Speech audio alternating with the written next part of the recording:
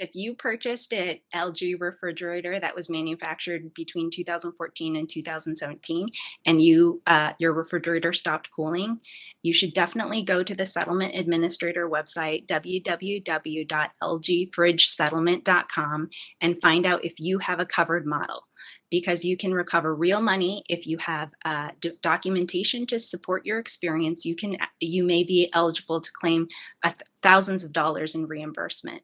And even if you don't have documentation, you could claim anywhere between $50 to $450 just by signing the claim form and showing that you have a covered refrigerator. So there's real money to be had out there if you are a covered consumer with an LG refrigerator that stopped cooling. Hi guys, today I will be talking to Amy Park of Berger Montague, who will present to you LG case. They have won a case against LG regarding refrigerators. I'll let Amy speak about it and talk about what Berger Montague has done on that case. Thanks for having me. Yes, so my firm Berger Montague, along with our co-counsel firm Gerard Sharp, we had been investigating problems specifically relating to LG manufactured refrigerators. And we're pleased to announce that recently Gerard Sharp and we were able to come to an agreement with LG for a class-wide settlement to provide significant amounts of money to people who purchase these refrigerators and experience no cooling failures. Thank you, Amy. How long have you been working on this case? We've been investigating it for quite a while, as has our co-counsel firm. The first case, this settlement was actually several different cases that were consolidated into one for the purpose of settlement. And the first case was filed last spring in 2019, and there had been some investigation by both of our firms before that time. So it's been going on in terms of the life of a litigation. That's actually pretty short, but the investigation had been going on for some time before that. Can you summarize the experience of a consumer that would be covered by this case? Sure, absolutely. Well, first of all, I do want to say that it covers a certain list of model numbers, and I can give you that settlement administered website with the model numbers on there for your viewers to check whether they have a eligible model number within the manufacturing period. That aside, the experience that we're covering is basically what I described to you. People who bought these covered refrigerators and paid good money for them, one day they woke up and the refrigerator just stopped cooling. Sometimes it would be the fridge that would go slowly first. Sometimes it would be the freezer. Sometimes it would be both within a 24-hour period. But the people who can recover under this are people that had their refrigerator fail and had some sort of loss, whether it be they had to rebuy food that spoiled, or the more significant losses are people who had to wait days, if not weeks, if not months, to get their refrigerator repaired. So that's one experience that people could recover for. Another is we spoke with many, many people who not only had one failure, but they had 2, 3, 4, even more failures. So it would be repaired, and a week later or a year later, any amount of time later, the refrigerator would stop cooling again. So first, if you had property loss, spoiled food. Second, if you had delayed repairs. Third, if you had multiple cooling failures. And fourth, if you had to pay out of pocket for parts or labor to fix this no cooling event. You shouldn't have had to do that. You bought an expensive refrigerator. It shouldn't have stopped working. And if you had to pay out of pocket for those repairs, you should be able to recover that for that too. So the experiences in sum are property damage, delayed repairs, multiple failures, and or out-of-pocket costs for labor or parts. And those are all stacking. So it's not as if you have to only choose one of those 5 options. You can choose a mix and match of what applies to you. So different consumers will get different amounts of settlements as a result of it. Is that the case? What shall consumer do if they have experienced an issue and they want to apply for this case? So there are two important questions to answer within your question. First, yes, you're correct that someone maybe didn't have a terrible experience, and maybe they only had to pay $50 for a repair, even though we believe you shouldn't have had to, and lost $50 in spoiled food. Well, that person would get, assuming that their claim is valid, $100. Now, I have spoken with people who've had two or three failures and they had to wait 40 days for a repair, and they lost spoiled food for both of those failures of $200, $300 each. That person will be able to recover a lot more because they had to wait 45 days to get their refrigerator repaired, and their refrigerator broke twice. So you're right, depending on someone's experience, they would get different amounts of money. And second, what I do want to point out that's important, another distinction is people who don't have supporting documentation, maybe didn't keep all their receipts for groceries that you had to buy 2 years ago to replace your spoiled food, or the out-of-pocket costs that you might have had to pay, things like that.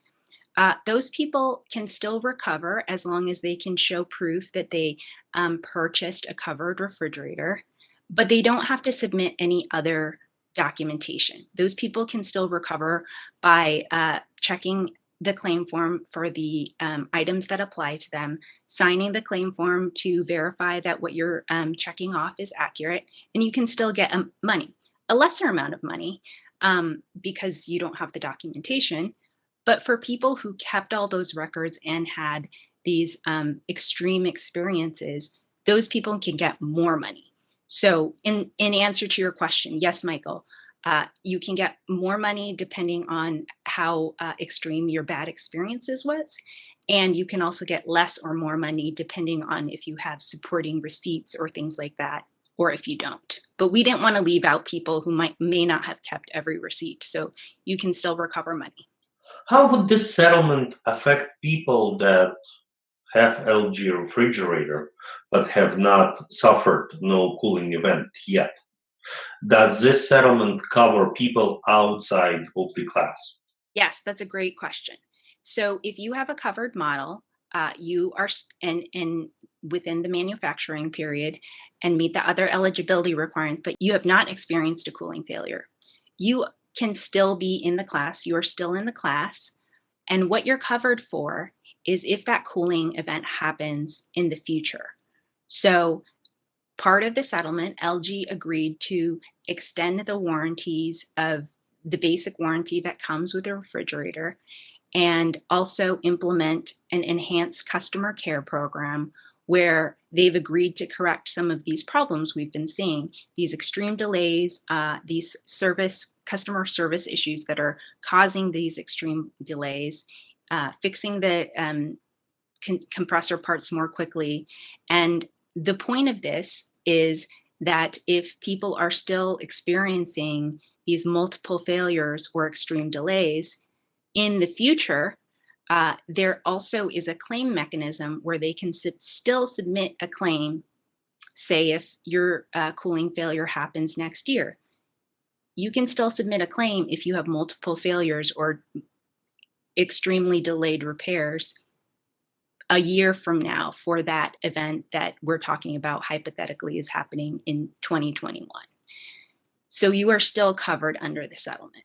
Now, it's important also that if you haven't experienced a no cooling event, and you do not want to be part of this settlement, you do have to opt out. So, which is pretty simple. You just send your name and information, and that you would like to opt out to the settlement administrator. And as I said before, we can provide the settlement administrator's website address. Everyone shall pay attention who owns LG refrigerator, whether they had no cooling event or not. because for some people it may extend their warranties, and also people need to watch out for the no cooling events happening in the future. By how much is warranty get extended? Do you know anything you can advise on that? Yes. So the original warranty that came with these refrigerators um, was staggered. It basically had a 10-year parts only coverage of the compressor, and it had lesser periods of coverage for labor of the other parts.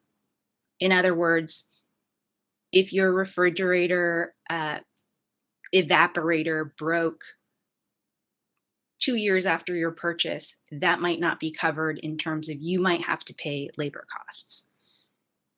Now, LG has agreed to extend, starting from the date you purchased the refrigerator, 5 years, all parts and labor will be covered for no cooling events.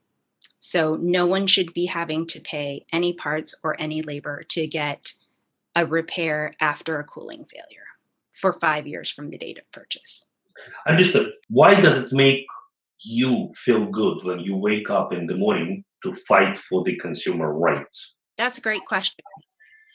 The real answer is I have directly spoken with numerous people who they are hardworking parents or people who travel a lot, and everyone needs a refrigerator, and you don't realize what an inconvenience it is to not have your refrigerator for a week or sometimes even a month until it happens. These are hardworking people who don't have time to be calling LG 10, 15 times just to beg to get their refrigerator fixed. All the while, they're trying to feed their toddler, or they come home from a business trip and they don't have any food in the fridge, and they haven't had any food in the fridge for weeks. People should not be paying good amounts of money, thousands of dollars for these fridges, only to have them break, and to add insult to injury, to have to chase down the company to beg them for a repair.